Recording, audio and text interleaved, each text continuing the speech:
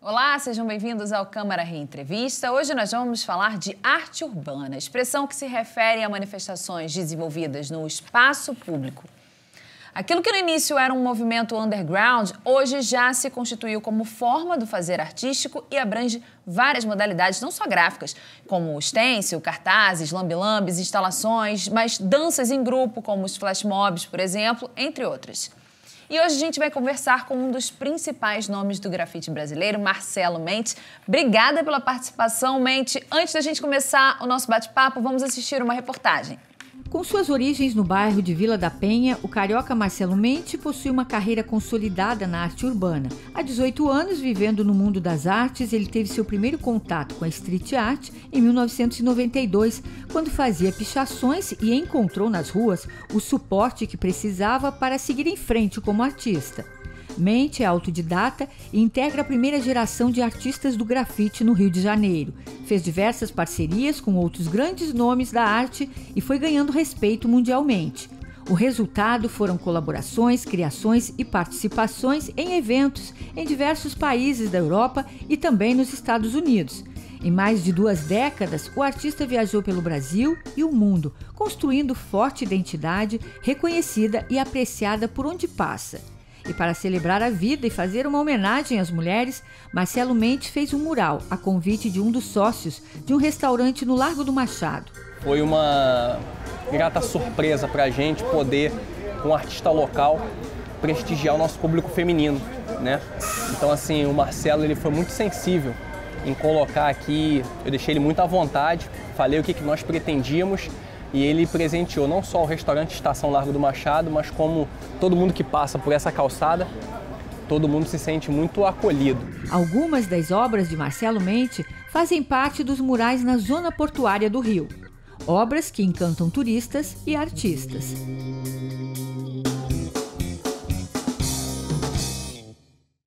Marcelo Mendes, do piche ao reconhecimento como um artista visual. Eu queria que você contextualizasse o Rio de Janeiro daquela época que você começou a pichar e quem era aquele garoto que se arriscava.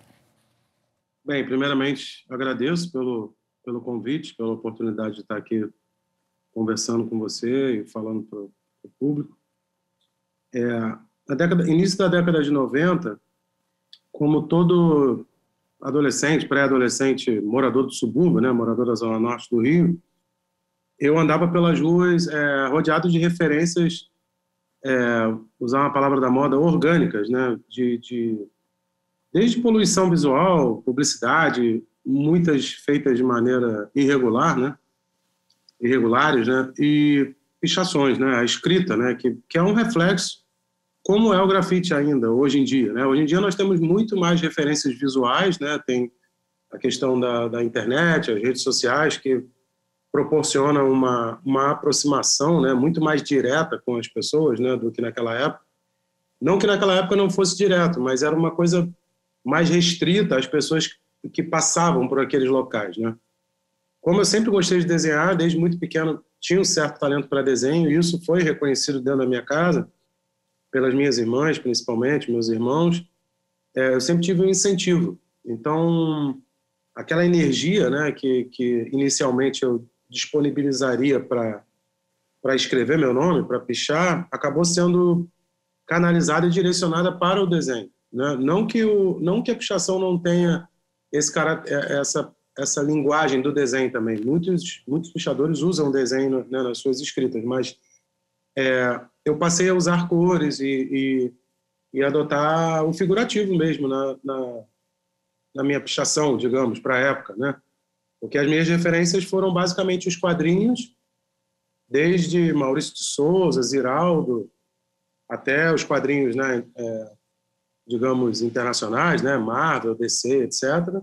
Mas a linguagem dos videoclipes, né, a MTV, quando chegou ao Brasil, né, aqueles primeiros videoclipes ali, desde Michael Jackson até os videoclipes de cultura hip-hop, de rap, né, os pioneiros ali de rap, como Run DMC, Beastie Boys e outros, né, que usavam as linguagens do grafite em seus vídeos, né.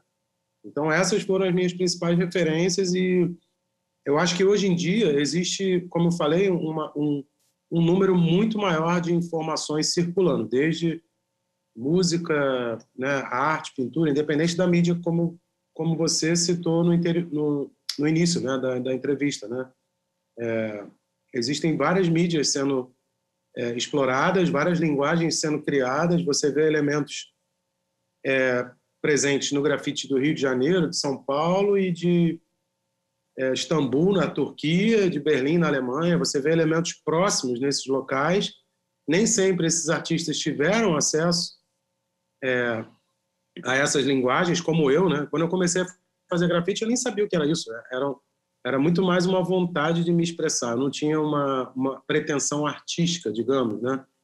Eu reconhecia um certo talento, eu reconhecia uma certa técnica ali em desenvolvimento, mas eu não tinha uma pretensão artística, até porque você ser artista hoje em dia ainda está muito vinculado ao nicho social que você vem ou, né, os lugares onde você frequenta desde a primeira infância e tal, o que não era o meu caso, né? Interessante. E ainda assim havia essa interseção com a cena, com o que estava acontecendo ao redor do mundo.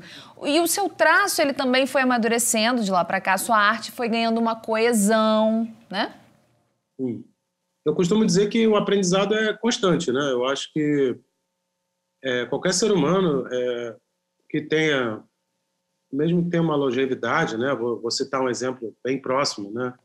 Que nos deixou há poucos anos, o Niemeyer, né? O Niemeyer viveu pouco mais de 100 anos, né? E ele falava sobre isso, né? O aprendizado é constante, né?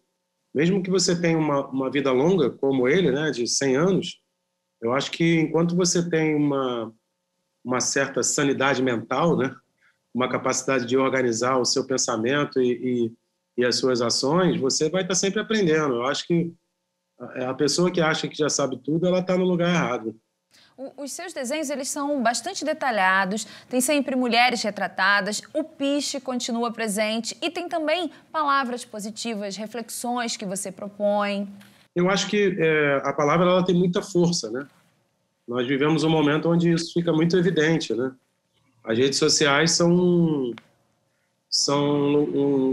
lugares maravilhosos para aprendizado, para absorção de cultura, para reafirmação de identidade e cultura, mas ao mesmo tempo ela abre espaço para muita coisa errada e péssimas referências, né? Principalmente para a garotada mais nova. Eu sou pai de um menino de 5 anos e tenho muitas amigas e amigos próximos que têm filhos, né, na primeira infância, já entrando na adolescência, e a gente tem que ter um certo cuidado com o acesso, né, a tudo que nós vemos assim na rede, porque é isso, eu acho que a palavra ela tem muita força e isso tudo aconteceu de maneira muito intuitiva. Eu nunca parei para pensar, eu vou usar as palavras nos meus desenhos. Então, a coisa foi acontecendo, foi uma construção. Eu tive boa parte da minha infância foi na Baixada Fluminense, aqui no Rio, na zona norte do Rio, mas ao mesmo tempo eu estava no centro, estava na zona sul, como qualquer outro carioca, né, que aí a praia, que frequenta a praia. Então, esses contrastes, né, de um local, de um lugar como o Rio de Janeiro, foram fundamentais nessa construção que você citou. Eu acho que tudo são reflexos dessas experiências que eu venho adquirindo até aqui. E hoje em dia, claro, você é convidado para atuar, mas antes, como é que era feita uma escolha, por exemplo, de um local para você grafitar, a inspiração do que você viria a retratar? Eu acho que os locais onde você tem menos presença de arte, né, ou menos presença de natureza também, né, são os locais mais interessantes, né, para a gente criar, interagir, né, com aquele ambiente. Eu nunca tive também eu não tinha muito uma metodologia de escolha dos locais. Eu ia para a rua, muitas vezes eu olhava lugares onde não existia cores, né? E tentava de alguma maneira interagir ali. Muitas vezes chegava para a pessoa que, se fosse um estabelecimento comercial ou a residência de alguém ou o muro de um prédio, né? chegava e tentava conversar, tentava entender quem poderia me dar permissão para criar algo ali. E esse é o grafite, né? Essa é a essência do grafite, quando você interage com a cidade, né? Porque a cidade por si só, ela já cresce de uma maneira um pouco desordenada, né? Sim. Os grandes centros urbanos no Brasil, nós temos muitos exemplos disso, né? E não é só no Brasil, no mundo inteiro é um pouco assim, né? São poucos locais, poucos lugares que têm um planejamento, né, específico para o crescimento da cidade, para a construção de prédios e etc. Então, o grafite acaba acontecendo como um reflexo também dessa construção. Maneiro. Daqui a pouco a gente continua conversando, então. O Câmara Rio Entrevista vai para um rápido intervalo. Não saia daí.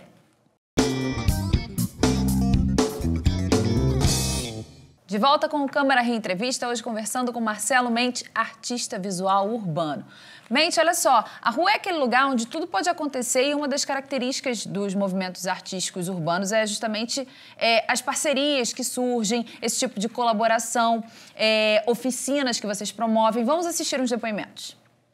Salve, salve, aqui quem fala é Pandro Noban, sou artista visual, grafiteiro e vou contar um pouco da minha história com o Mente, né, uma breve parte, né, porque a gente já se conhece a longa data. Conheci o Mente em 1998, ele estava grafitando da rua, eu ainda não grafitava, eu já gostava dessa atmosfera, mas não conhecia, não sabia o que era, e até eu consegui encontrar ele fazendo um grafite na Penha, né, o bairro onde eu sou criado, e ele que foi que me botou, me encaminhou ali, me explicou como é que fazia para fazer grafite. Então, a partir daí eu comecei a grafitar, mas logo depois veio a oficina de grafite do Colégio Estadual Clóvis Monteiro, que o Mente era um dos instrutores, eu tive a honra aí de ser aluno dele e depois disso ainda fazer vários trabalhos junto com ele. Além de pintar na rua, a gente fez vários trabalhos juntos, fui assistente dele em alguns trabalhos, né, tive essa honra e acompanhar o trabalho desse cara é muito importante para mim. Ele é um cara que é super importante para a cena do grafite carioca, ainda mais da Zona Norte, né, do Rio de Janeiro, mundial, mas da Zona Norte em si, de onde ele é cria. Eu acho que é uma grande referência para toda a galera, para toda uma geração, né, desde o final dos anos 90 até os dias de hoje. E é muito legal acompanhar ele, é muito legal ser contemporâneo dele, né? Creio que ele seja uma referência aí não só para mim, mas para muitos escritores da época. E desejo muito axé, né, e caminhos abertos. Tamo junto. É isso. Valeu, Marcelo. Mente. Um abraço. Bom, a gente está falando aí de um poder de transformação que a arte tem e usar também um talento como uma ferramenta de inclusão social? Sim, o Pandro é um amigo, né, de longa data, como ele falou, admiro muito como artista, como ser humano, uma pessoa que tem a oportunidade de estar trocando ainda hoje, estar em conexão, né? Eu sempre digo assim que as oficinas, né, as oficinas de grafite, as oficinas de arte, de um modo geral, elas não vão necessariamente formar artistas, né? Elas não vão necessariamente ser uma escola de arte. Elas vão ser muito mais um espaço de troca, um laboratório de criação, literalmente. Muitos ex-alunos e ex-alunas de oficinas como essa, que o Pandro citou, não necessariamente se tornaram artistas visuais ou grafiteiros e pintores. Muitos foram estudar jornalismo, outros foram estudar sociologia, outros se tornaram tatuadoras e tatuadores. Mas uma coisa todos eles têm em comum, todas elas têm em comum. Todos falam o quanto essas oficinas, o quanto essa oficina abriu novas perspectivas de conhecimento, de busca de conhecimento, de busca de formação profissional, porque, infelizmente, de um modo geral, enquanto sociedade, as pessoas têm uma tendência a colocar a atividade artística na posição do lúdico, né? O artista, ele acordou inspirado, ele tem o dom, e o passarinho pousou ali na árvore, cantou, ele ficou inspirado e fez um lindo mural. E esquece o quanto de trabalho, dedicação, práticas tem por trás dessas atividades e o quanto essas pessoas tiveram outras pessoas apoiando elas em suas famílias, né, no seu ciclo de amizade. Isso é muito importante. A gente escuta muito falar sobre o quanto as más influências, né, levam as pessoas a tomar atitudes erradas, né? E eu costumo dizer que a criação ela vem conosco de fábrica. Que bonito. A criação, né? A vontade de produzir algo bom. Já a destruição, não. A destruição é uma opção, é uma escolha. Ela não vem conosco. O ser humano aprende a destruir. Já a criação, não. Todo ser humano ele está apto a criar. Que interessante. E muitas vezes eu acho que o dom ele é essencial, lógico, em muitos aspectos, mas eu já vi pessoas que não tinham um super talento para desenho, por exemplo, e chegaram nessas oficinas, mas a vontade delas era tão grande, a vontade delas em fazer parte daquilo, em superar as suas limitações, era tão grande que elas, hoje em dia, fazem trabalhos muito mais belos que eu. Ou outros artistas que, teoricamente, têm mais talento, ou vêm de uma formação acadêmica, sabe? Porque o trabalho delas tem identidade, tem muita força. E eu acho que esse que é o grande desafio do artista, né? Você desenvolver uma identidade e sobreviver da sua produção, né? Muitas pessoas falam sobre ser um privilégio. Isso não é um privilégio, isso é uma conquista. Privilégio é outra coisa. Tem mais depoimentos. Vamos ver. Olá, me chamo Mário Bandes, sou um artista, interventor e grafiteiro. E hoje eu queria explanar para o universo a gratidão que eu tenho ao meu primeiro professor de grafite, é o Marcelo Mente. Marcelo Mente é uma pessoa humana de um carisma incrível e que tem um jeito sensível de multiplicar os seus saberes. Eu lembro que eu fiz a minha primeira oficina de grafite com ele, na escola Clóvis Monteiro, e foi ali que a gente esboçou os primeiros traços. Ele trouxe noções de rostos e formas que hoje fazem parte do estilo que ele desenvolve, né? Essas grandes figuras com sorrisos incríveis. Então, Marcelo, ter tido contato com você, com o seu irmão Cláudio, com o Grupo Nação Crio, foi assim de extrema importância para a minha formação como pessoa e como artista, né? Eu agradeço muito esse contato e hoje agradeço essa amizade, essa consideração que você tem. Além de tudo, te admiro como artista, admiro o teu trabalho visual que você faz e sei o poder de transformação que a tua arte tem. Então, mano, caminhos abertos para você, sucesso na caminhada e muita criatividade. Valeu? Marcelo Mente, representa o grafite carioca. Então, além da sua contribuição no trabalho de vários artistas, tem também sua arte espalhada por várias cidades do mundo, na França, nos Estados Unidos, aqui no Brasil, claro.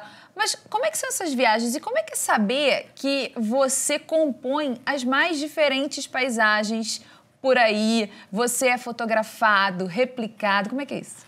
Eu sempre falo isso, né? Até os 27 anos eu nunca tinha viajado nem de avião, assim, era uma realidade muito distante da minha vida, né? Da minha formação, do meu ciclo familiar, né?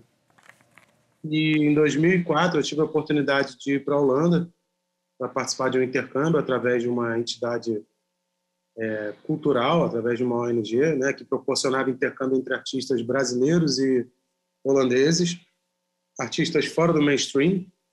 Então, a Anouk Piquet, que era a socióloga holandesa que desenvolvia esse projeto, na época o Braga, que é um grande parceiro de projetos e trabalhos, ele dava uma oficina na comunidade de Vigário Geral, através da Afro-Reg.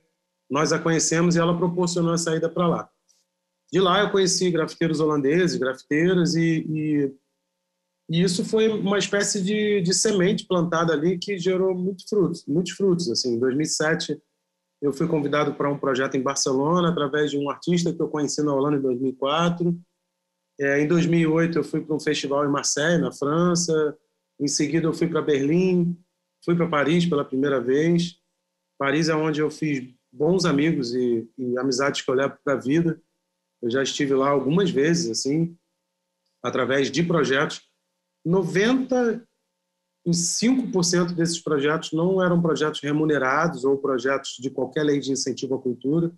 Foram projetos onde entidades, pessoas que tinham recursos proporcionaram essas idas. Pessoas literalmente me convidaram para trocar com artistas desses locais, artistas que tinham um perfil próximo ao meu, artistas também periféricos, artistas que moravam em bairros mais afastados dos grandes centros, né? Paris, por exemplo, eu tive a oportunidade de ir em Saint-Denis, que é considerado um bairro super violento, e foi um dos lugares onde eu tive uma das melhores recepções, assim, em viagem. Desde 2013 eu já estive nos Estados Unidos algumas vezes, eu estive em Chicago, Boston algumas vezes, Nova York. Nova York eu fiz uma série de viagens para lá através de projetos também, projetos de universidades americanas, onde eu fui convidado para falar sobre as minhas experiências. E essas experiências, elas se refletem em muitos lugares. O Mário, que nós acabamos de ver, o depoimento, né, um grande amigo, parceiro, ele é criado no Complexo do Alemão, aqui na Penha, e ele estudava na escola, no Clóvis Monteiro, onde, né, nos conhecemos, ele participou da oficina. Ele, assim como o Pandro, são artistas muralistas que vêm desenvolvendo um trabalho assim, com forte identidade. O Mário acabou de fazer um mural gigante ali na zona portuária também. Então, assim, você vê o quanto ele fala sobre isso, né? O poder de transformação. Você, Mariana, também falou sobre isso.